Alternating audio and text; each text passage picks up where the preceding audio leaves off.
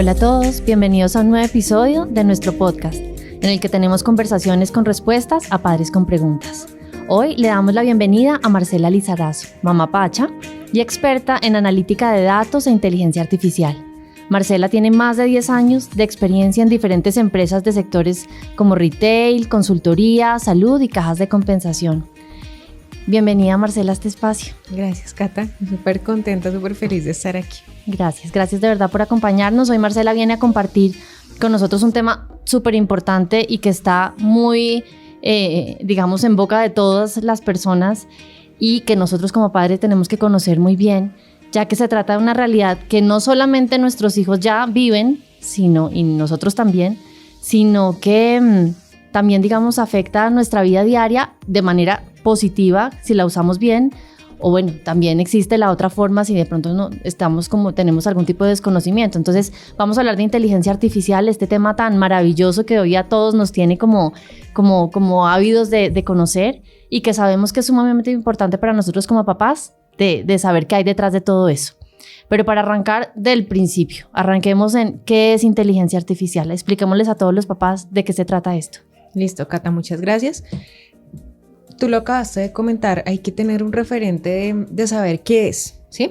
Y no desde un tema técnico, porque desde un tema técnico pues podemos decir es una tecnología donde se utilizan una serie de modelos, de algoritmos que lo que tratan es de simular el pensamiento crítico humano, simularlo, ¿sí? Pero realmente, digamos que desde un contexto muchísimo más amplio, son una serie de herramientas tecnológicas que nos permiten ser mucho más eficientes, que nos permiten optimizar procesos, que nos permiten llegar a unas conclusiones, a unas actividades muchísimo más eficientes, incluso en nuestro día a día, ¿sí? La inteligencia artificial no solo es ChatGPT, porque ahorita o desde hace unos meses o un año, más o menos toda la gente es ChatGPT, inteligencia artificial, o inteligencia artificial no es los robots pues que vienen a destruir al mundo, a matarnos a todos, porque hay personas que son súper paranoicas y piensan que eso es inteligencia artificial. Indudablemente hay personas y hay papás que puede que no trabajen en temas tecnológicos y está bien que sepan que es un conjunto de herramientas, así como es el internet, así como son los dispositivos digitales, así como son tantas herramientas que en el día a día tenemos, es una herramienta más.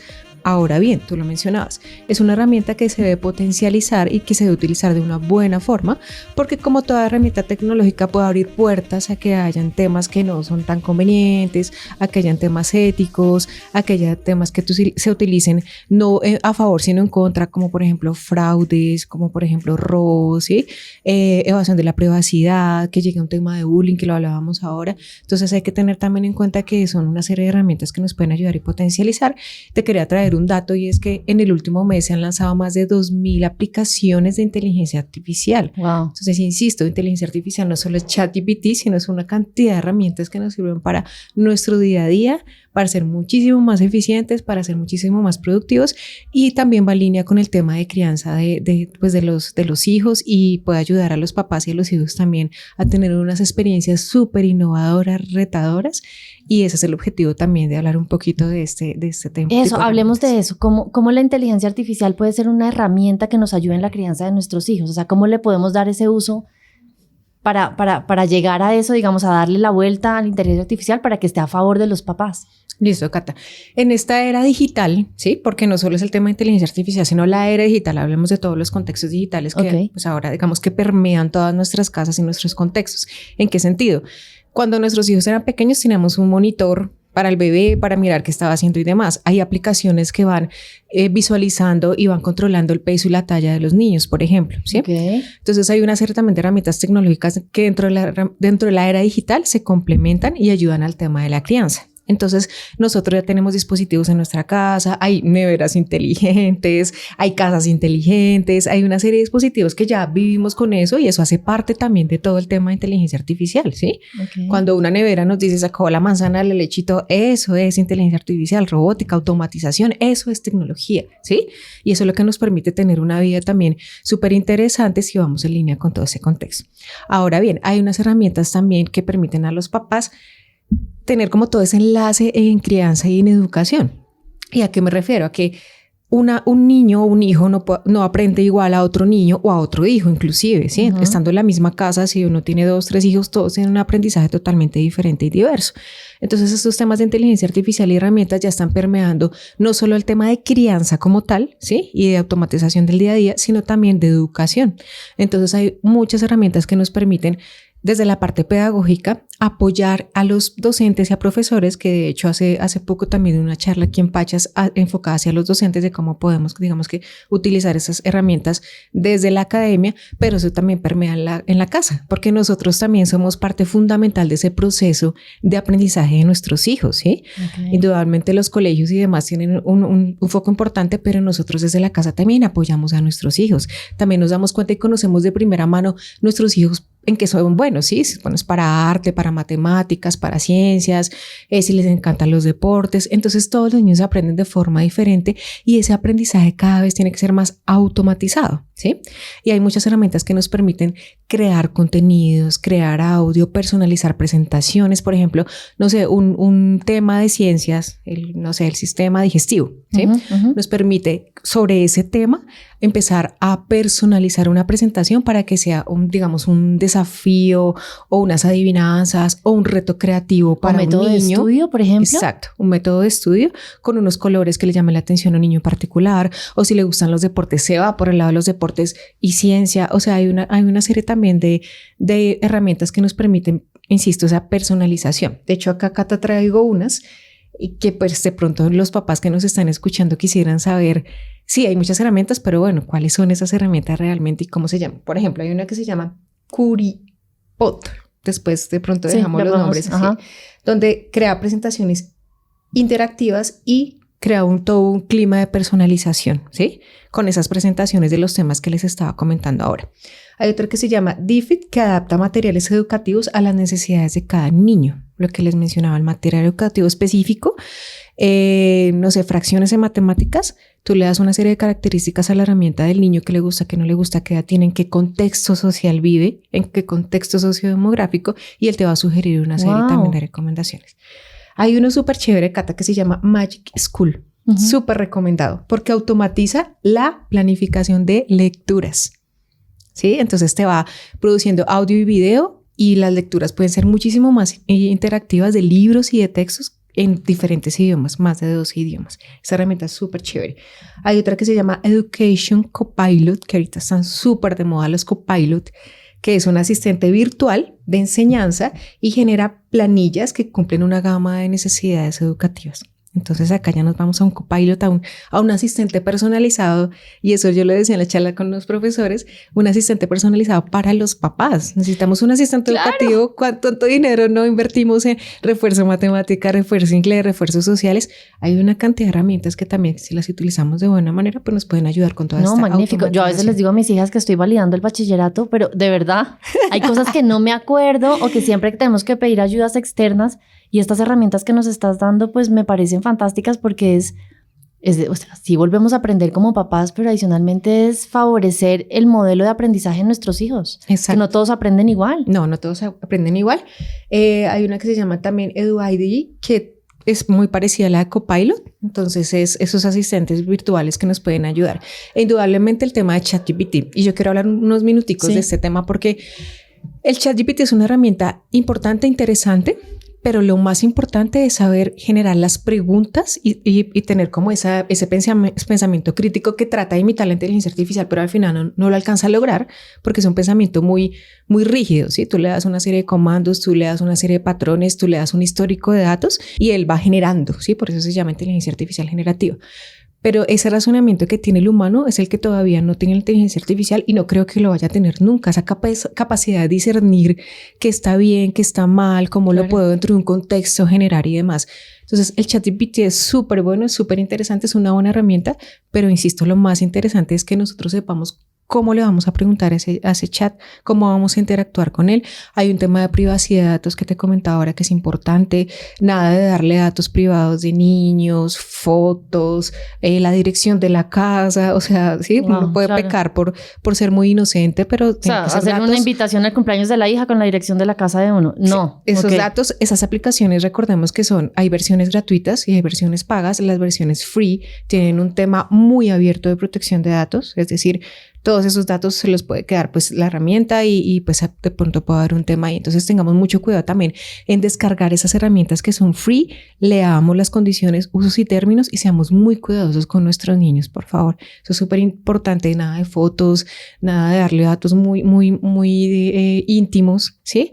Las preguntas tienen que ser muy orientadas hacia temas, por ejemplo, ChatGPT, ayúdame hoy a crear una rutina de enseñanza con mi hijo para que se aprenda el sistema solar. A él le gustan los colores amarillo y verde, le gusta el inglés y tiene 10 años. Y te va a dar una serie y un contexto de herramientas. Voy a hacer eso con las tablas de multiplicar. Te va a dar unas instrucciones de cómo hacerlo, te va a guiar. Okay. Lo importante es una guía.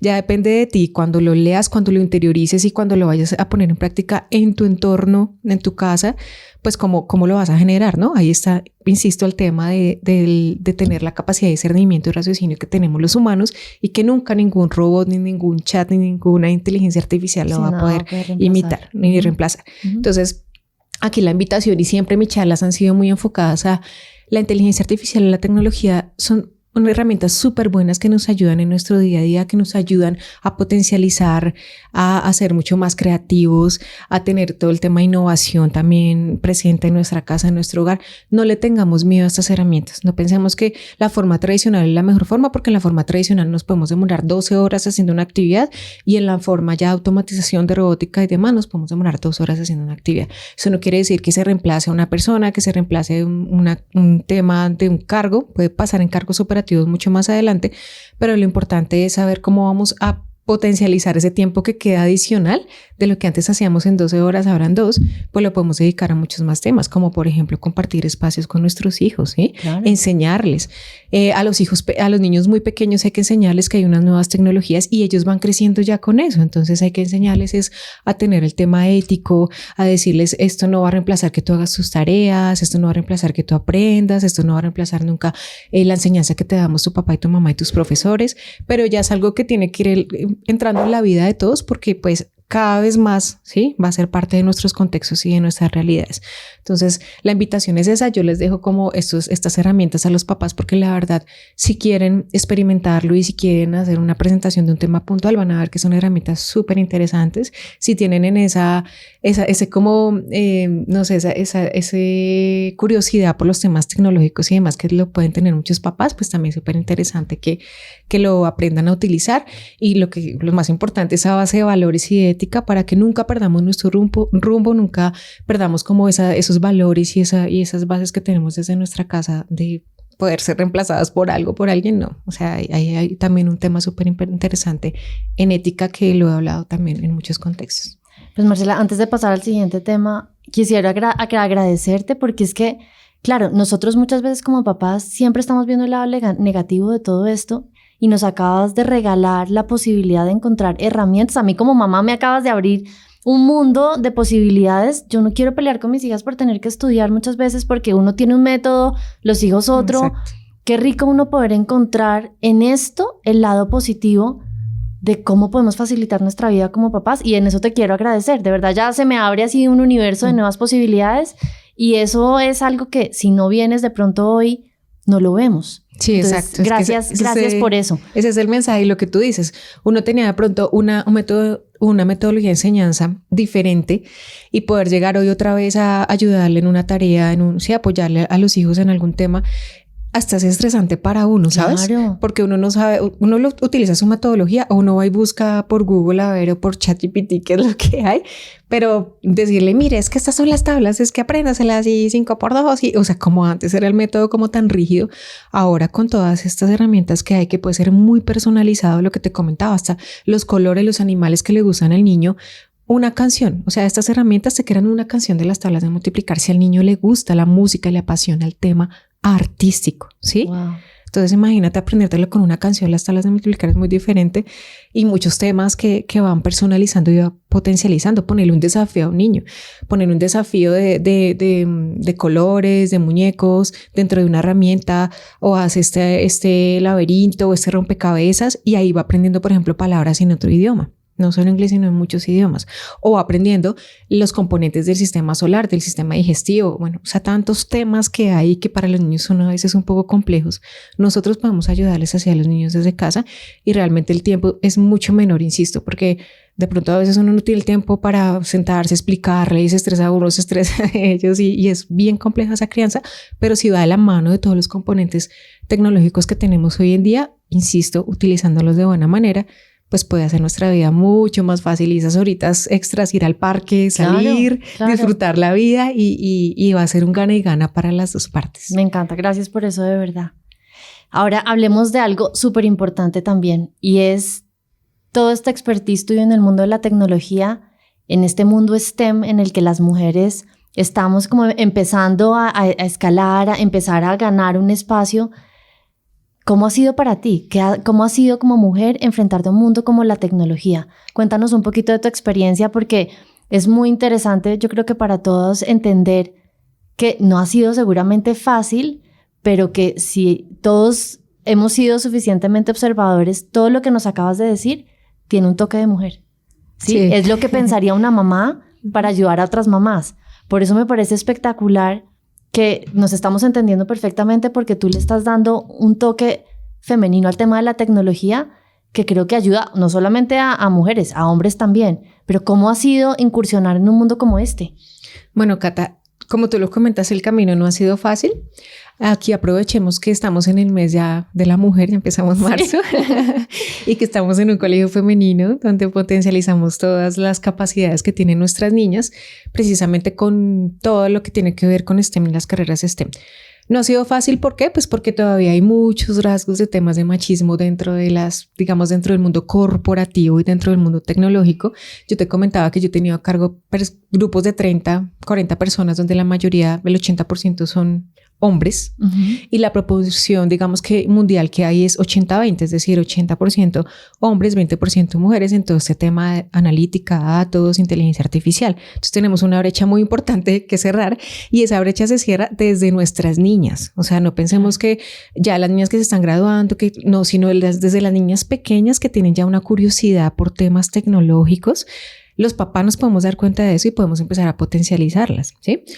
En Pachas, por ejemplo, todo el tema que tienen de ingenios, de robótica, eso me parece a mí maravilloso porque les abre todo el mundo al tema de la programación que es tan importante. No solo se van a estudiar ese tipo de carreras, sino la programación te abre como una estructura mental interesante, importante para tu vida, ¿sí? Y es importante que las niñas no les tengamos miedo a todo ese tema de esas carreras, matemáticas, ingeniería, tecnología, ciencia y la combinación de todas, porque somos súper capaces, ¿sí? O sea, ese es el mensaje que quiero dejar. No ha sido fácil, me he enfrentado con procesos de selección también donde todos son hombres y donde es bien complejo porque la cabeza quiere que un hombre esté ahí como Chief Data Officer o como el gerente de datos o el gerente de analítica, que sea un hombre, o liderar estos equipos también de muchos hombres también es complejo. Pero al final es dejar ese mensaje de que las mujeres somos súper capaces, de que el mundo tecnológico está abierto también hacia mujeres. Lo que tú comentabas es ese toque femenino que me lo han dicho en otros lados de poderle llegar a las personas dentro de los contextos y no con temas tan robustos y tan técnicos que puede que no lo entiendan y por eso las personas empiezan a aburrir de eso. Como no, ya va a empezar a hablar del código, de la estadística. Entonces como que tratar de llegar también a las niñas dentro de unos contextos interesantes, ¿sabes? Por ejemplo, los concursos de robótica, los concursos que hacen de programación que las llevan a otros colegios, que de hecho mi hija que está en quinto fue a uno de esos concursos y le pareció súper interesante. Entonces que no le tengan miedo a las matemáticas, a los números, a empoderarse de todos esos temas porque somos igual de capaces a los hombres y podemos hacer cosas muy interesantes. En este momento hay un montón de fundaciones y de organizaciones internacionales que se encargan también de potencializar todos estos temas y lo que hacen es que las mujeres cuando terminan ya su universidad crean una bolsa o un banco de hojas de vida para que las empresas estén revisando esas hojas de vida. Como te comentaba yo, dentro dentro de los procesos de selección que tengo en mis equipos, busco, por ejemplo, data scientists que sean mujeres o data engineers, o sea, dependiendo como el rol que haya.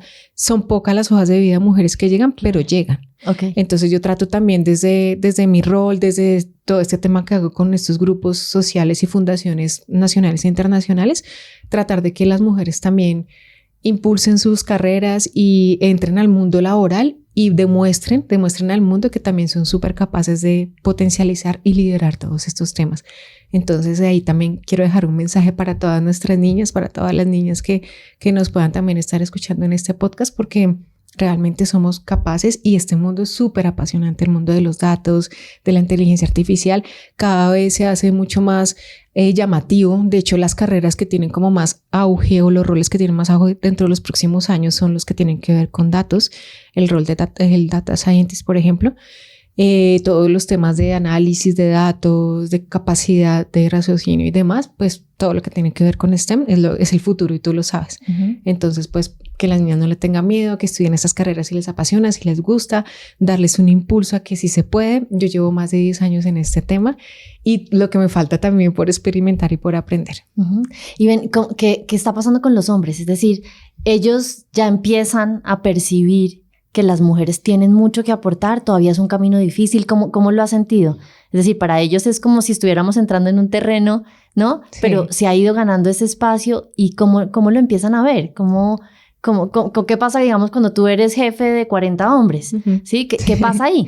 Es complejo, ¿no? O sea, hay hombres que lo toman muy bien y hay hombres que no lo toman tan bien, porque lo que te digo, digamos que esos rezagos de machismo que hay, sobre todo en países como, pues en países latinoamericanos o países como Colombia, es importante, ¿sí? En otros países se ve, esa brecha es mucho menor, pero todavía nosotros tenemos un tema de machismo importante. Entonces hay hombres que, lo que tú dices, como que están entrando en terrenos que no y demás. ¿Cómo lo he manejado yo? Con resultados, con trabajo, ¿sí? O sea, demostrándole que realmente se puede llegar a los mismos o mejores resultados de las personas que estuvieron ahí, que eran hombres. Y así es como se empiezan a cerrar esas brechas, ¿sí? Demostrando que realmente somos capaces, que el tema nos apasiona. A mí me apasiona un montón y ahora estoy dando muchas charlas y demás porque me apasiona bastante y con trabajo, con empeño. Y los hombres que lo toman muy bien es mucho más fácil porque puedes crear con ellos pues obviamente un ambiente de trabajo súper interesante y súper chévere. Y de hecho hay hombres que lo valoran tanto que dicen, no, yo en mi conferencia tengo que tener a una mujer o voy a hacer una conferencia hace poco me lo dijo una persona en mi empresa y quiero que sean todas mujeres en el tema de analítica, ¿sí? Wow. Hay hombres que al contrario te ayudan a potencializar muchísimo más y también porque son hombres que tienen hijas y quieren que sus niñas también vayan por ese camino y les parece súper apasionante. Entonces, pues encuentran uno de todo, pero pues el reto está en eso, en demostrarles que somos capaces, que por ser mujer no, el trabajo no va a ser o la calidad de los entregables menor, sino al contrario, que se puede potencializar muchísimo más porque las mujeres somos muy dadas a ser organizadas, a planear, ¿sabes? Y a veces en esos roles la gente se queda muy en lo técnico. Claro. Y no se van un poquito más a todo esto que estoy yo haciendo ahora, de poder experimentar, de poder generar esa cultura, se llama data driven en las empresas, ¿sí? Que se genere una cultura de datos y eso se da a través de esto, de darle charlas, de estar con la gente y eso se nos da mucho también a las mujeres. Entonces, pues por esa parte también ha sido bien interesante. Me gusta de lo que dices, que además esto es un tema de equilibrio.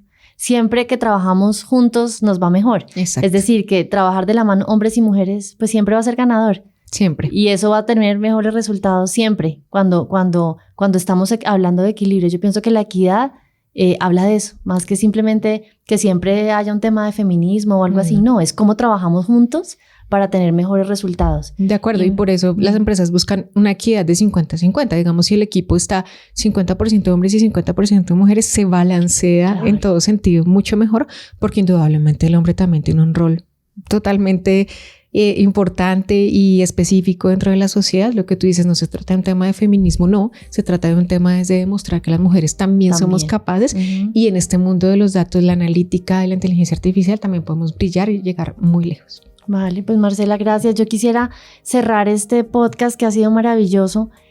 No sé si quieres darnos algún tipo de recomendación a los papás, algún tip, algo que con lo que quieras cerrar o este espacio que yo creo que ha sido tan productivo para todos.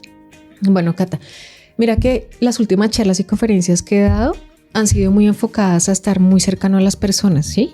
que no vean el tema de inteligencia artificial como un tema, lo que te mencionaba, técnico, como un tema de por allá los ratoncitos de laboratorio, los ingenieros de datos que están metidos todo el día en el código, sino es algo que está en nuestra realidad y en nuestro contexto. Entonces yo quiero volverles a dejar el mensaje: no le tengamos miedo, porque estas herramientas, al contrario que vengan a destruirnos o a destruir valor en nuestras vidas, no, lo potencializan en la medida en que nosotros seamos responsables con el uso de la tecnología. Es igual al uso del celular. Sí, el celular puede estar abriendo campos y abriendo temas a internet, temas no tan buenos en niños y adolescentes, pero si se sabe utilizar de buena forma, pues indudablemente es un medio de comunicación, es una herramienta súper valiosa. Entonces lo mismo pasa con la inteligencia artificial, puede estar abriendo campos o temas a plagio, a temas no éticos y demás, que de hecho lo están tratando de regular. Ya hay una regulación en la Unión Europea y el Ministerio de Ciencia ya está regulando también acá en Colombia. Hay que regularlo, ¿sí? Porque como toda tecnología, si no se regula, se sale de las manos. Claro. Pero entonces tengamos siempre nuestra base de nuestros valores pachas, de nuestros valores que tenemos en nuestra casa, de enseñarles a nuestros hijos que esto se maneja con ética y responsabilidad como cualquier tecnología, como cuando ves un programa en televisión, ¿sí? Uh-huh. Y quédate al final con lo bueno, ten ese discernimiento para saber pues qué es bueno y qué no. Experimenta con varias, hay un montón de herramientas, experimentar a ver con la que mejor le va. Tengan presente el tema de protección de datos, por favor. Estas herramientas que se descargan de manera gratuita no tienen muchos temas de protección de datos, tengan cuidado con eso y experimenten en sus casas cómo les va con su entorno, con sus hijos, qué les gusta, qué no les gusta, y así pueden crecer juntos y todos crecer de la mano de esta tecnología. Entonces no va a ser un tema que un niño un día descargó el ensayo del ChatGPT, entonces sacó 0 y fue un problema para el colegio y para el papá y se destruyó el mundo, la vida, todo, no, sino vamos a mirar esta herramienta, vamos a mirar cómo te puede ayudar, pero el niño ya va creciendo con eso y va sabiendo cómo utilizarla de la mejor forma. Si uno se lo prohíbe, como todo, claro, se lo prohíbe, no, eso es malo y eso es hacer copia, no sé qué, no, son herramientas buenas, pero insisto, hay que acompañar a los niños, hay que enseñarles de ética y hay que enseñarles también el discernimiento que se pueda tener, no solo en esta tecnología de inteligencia artificial, sino en general. Sí. Pues Marcela, muchas gracias, de verdad, súper valiosa toda la información que has compartido con nosotros hoy. Muchas gracias a todos por acompañarnos y nos vemos pronto en un próximo podcast. Bueno, Cata, muchas gracias, feliz de estar aquí con nuestra familia Pacha. Gracias.